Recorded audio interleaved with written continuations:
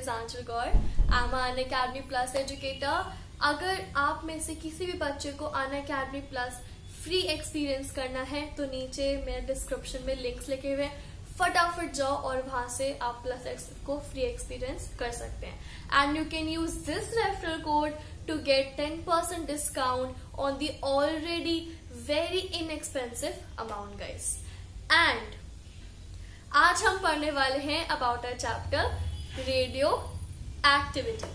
इस चैप्टर में आज हम इसका बेसिक्स को स्टार्ट करेंगे. We'll develop later that what is radioactivity, how it is being used, what happens inside it and all.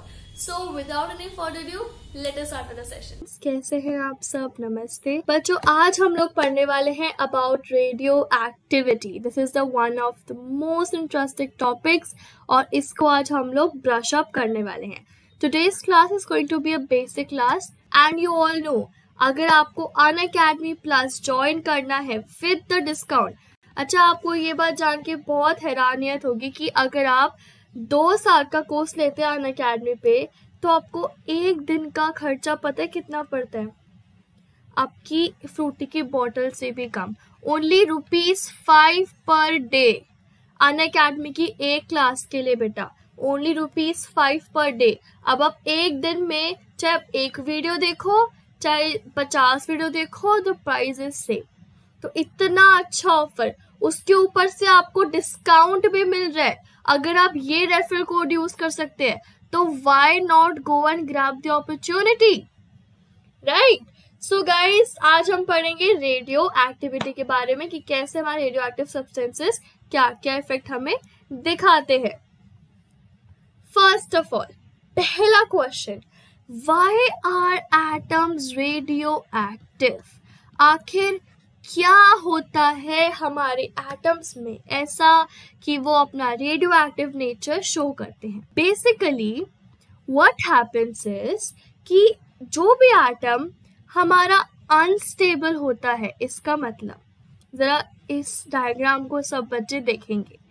इसमें आप देख सकते हैं कि जो न्यूक्लियस है, न्यूक्लियस का साइज बहुत ज्यादा बड़ा है ना. एक्चुअली जब भी हमारा मास काफी ज्यादा हाई हो जाता है तब एटम हमारा अनस्टेबल हो जाता है. जैसे कि हमारे यूरेनियम के आइसोटोप्स, यूरेनियम का मास बहुत ज्यादा है तो क्या होता है, उसका अनस्टेबिलिटी भी इंक्रीज हो जाती है. इसको आप समझो जैसे कि आप एक पानी का ग्लास लेके जा रहे हो, वो ग्लास आपके ब्रिम तक भरा हुआ है, बिल्कुल आपने उसको ऊपर तक भर रखा है and you are carrying it forward. अब अगर आपका हल्का सा पैर इधर उधर हुआ तो क्या हुआ, ग्लास का पानी गिर जाएगा, मम्मी आपको डांटेंगी, है ना. तो जो ये ब्रिम वाला ग्लास है जो पूरा भरा हुआ है, that is your nucleus, heavy nucleus. और जो हल्का फुल्का जो गिर रहा है वो है हमारा स्टिमुलस, कि हम कुछ दे रहे हैं ताकि एटम जो है हमारा रेडियोएक्टिव नेचर शो करे. ठीक है.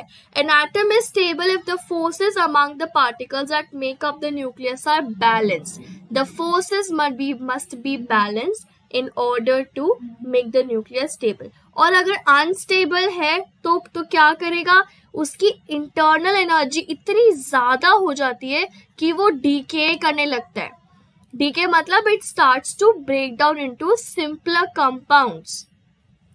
अब ये कौन सा एटम डीके करेगा, कौन सा एटम डीके नहीं करेगा, इसके ऊपर भी हमारे साइंस डिपार्टमेंट ने बहुत अच्छा सा टेबल बना के रखा है. अभी उसको भी डिस्कस करेंगे. लेकिन अगर डीके करता है तो कैसे करता है, it tries to eject its nucleons. हमेशा इलेक्ट्रॉन देखे हमने इजेक्ट होते हुए, आज प्रोटॉन्स और न्यूट्रॉन्स को भी देखेंगे. तो बच्चे, ये हमारा छोटा सा ग्राफ है जो हमें बता सकता है कि हमारा कौन सा सब्सटेंस रेडियो एक्टिव है और कौन सा सब्सटेंस रेडियो एक्टिव नहीं है. जनरली प्रोटॉन और न्यूट्रॉन का रेशियो सेम होना चाहिए और सेम होता भी है. कहाँ तक? अप्रोक्सीमेटली 20 तक आप देख सकते हैं, या मोर एक्यूरेटली जब तक एटॉमिक नंबर हमारा 10 है. यहाँ तक दोनों की दोनों lines, this is the expected line, this black one is the expected line and this blue one is the actual line.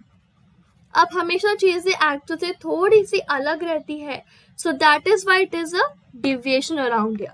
अगर हमारा जो रेशियो है प्रोटॉन और न्यूट्रॉन का 1:1 नहीं रहा तो क्या होगा हमारा, it is going to be a radioactive substance. Now see here, you are given different type of emissions: beta emission, positron emission, electron capture, alpha emission.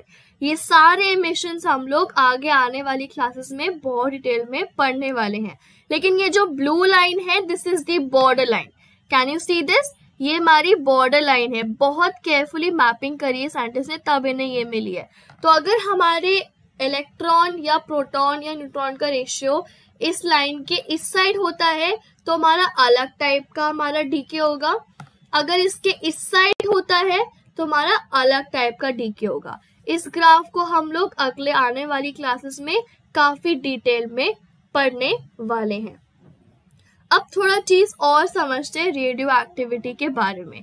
अगर हमारा जो न्यूक्लियस है वो अनस्टेबल है तो हर कोई स्टेबिलिटी तो गेन करना चाहेगा। फर्स्ट लॉ ऑफ मोशन है ना। अब न्यूटन का जो फर्स्ट लॉ है वो बेसिकली हर एक चीज पे हम अप्लाई करके देख सकते हैं। तो जो रेडियो एक्टिव एलिमेंट है जिसकी एनर्जी बहुत ज्यादा, इमेजिन आप में ताकत बहुत ज्यादा है, क्या करोगे, काम करोगे ताकि हमारा जो एनर्जी, एक्स्ट्रा एनर्जी है वो आपकी स्पेंड हो जाए। So basically what happens is, ये radioactive element energy emit करता है प्लस रेडिएशन निकालता है और एक अलग टाइप का ही, बिल्कुल अलग टाइप का हमारा पार्टिकल एमिट करता है। ये तीन चीजें एमिट करने के सक्षम है। क्या? Energy, radiation and particle. अब ये किस तरीके से बिहेव करता है, क्या क्या एमिट करता है, ये सब भी देखना जरूरी है। Yes guys, so do not forget to like and subscribe the channel. If you like this video, then radio activity के ऊपर हम आगे बहुत सारा कंटेंट आगे लेके आने वाले हैं। This is just a remainder basic video ताकि आपको पता चले that what exactly radio activity is, कि कैसे होते हैं radio activity. Do not forget to subscribe, like and share the channel ताकि सबको ये नॉलेज मिलती रहे। Yes बच्चे, अब first type of a radioactive process is a nuclear fission. Fission मतलब ब्रेक डाउन, फिजन मतलब ब्रेक डाउन। किसी बच्चे को अगर डेफिनेशन चाहिए तो गूगल से मत छापना, यहाँ से लिख लो। Nuclear fission is a process in nuclear physics in which the nucleus of the atom splits into two or more nuclei as fission products। जैसे कि A था वो B प्लस C में स्प्लिट हो गया, ठीक है। राम था वो R और आम में स्प्लिट हो गया, ठीक है। जैसे कि यूरेनियम था, ये देख लो, can you see this ball? ये बॉल बहुत इंपॉर्टेंट है। ये है हमारा बेटा हाई मूविंग पार्टिकल, ये हमारा हाई एनर्जी पार्टिकल है। क्या होता है, ये बड़ी स्लो स्पीड से भी मारोगे तो क्या होगा, बेचारा ग्लास तो ब्रिम तक भरा हुआ है, हल्का सा पत्थर डाल दोगे क्या हो जाएगा, पानी बाहर गिर जाएगा। एग्जैक्टली वही हुआ। हमारा ये पार्टिकल आ रहा था, टक्कर हुई, क्या हुआ, इसमें डिसबैलेंस क्रिएट हुआ। क्रिएट होते क्या हो गया, हमारा क्रिप्टॉन और बेरियम में ब्रेक डाउन हो गया। Please guys write down this equation in your notebooks, a very important equation. ये हमने थोड़ा ग्राफिकल वे में बता रखा है बट बहुत इंपॉर्टेंट इक्वेशन है। क्या करना है आपको, uranium goes to form krypton plus barium, ठीक है। ये हमारा सबसे इंपॉर्टेंट टाइप का न्यूक्लियर फिजन रिएक्शन है। आपके एग्जाम में क्या आता है, आपके एग्जाम में आती हैं ये चीजें। आपके एग्जाम में आता है, ये आपको दो चीजें दे देंगे और इसको एक ब्लैंक आउट कर देंगे, फिर इन द ब्लैंक्स के फॉर्म में आ सकता है, ठीक है। So I think nuclear fission is clear. एक पार्ट को हमने अलग अलग पार्ट में डिवाइड कर दिया है।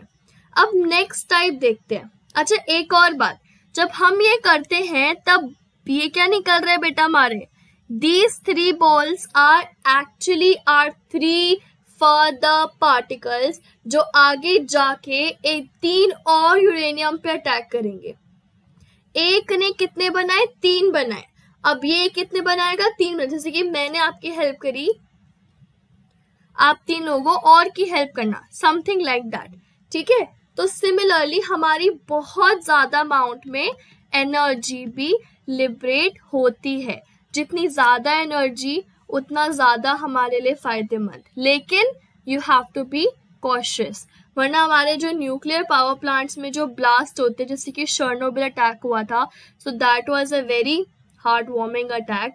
ऐसे अटैक्स हमारे हिस्ट्री में सिर्फ रह जाते हैं। Okay guys, so next type is our nuclear fusion. अब फ्यूजन मतलब है ना, फ्यूजन मतलब दो चीजों को आपस में कंबाइन करना। सिमिलरली जब हम किसी भी दो न्यूक्लियस को आपस में कंबाइन करते हैं, बेसिकली मैंने एक एग्जांपल में हमने उठाया है ड्यूटेरियम और ट्रीटियम, दोनों को आपस में फ्यूज कर दिया, मिला दिया, पूरा का पूरा मिला दिया। बॉन्डिंग में क्या होता है, सिर्फ इलेक्ट्रॉन्स पार्ट लेते हैं, जैसे कि Cl और H के बीच में बॉन्डिंग है, सिर्फ इलेक्ट्रॉन्स पार्ट ले रहे हैं ना। अब अगर D और T में अगर हम करेंगे, फ्यूजन कराएंगे, तो बेटा बिल्कुल नया ही एलिमेंट बन जाएगा, नया ही बन गया। क्या बन जाएगा, हमारा हीलियम बन जाएगा। Alright, so this is fusion.